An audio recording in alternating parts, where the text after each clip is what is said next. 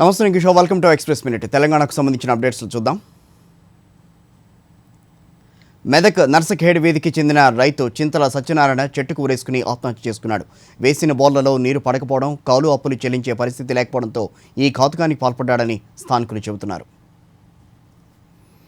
హైదరాబాద్ పాతబస్తీ CAR head క్వార్టర్స్లో rowdy Mela నిర్వహించారు south zone పోలీసులు. సౌత్ జోన్ పరిధిలో 40 మందిపై రౌడీ షీట్ ఎత్తివేశారు.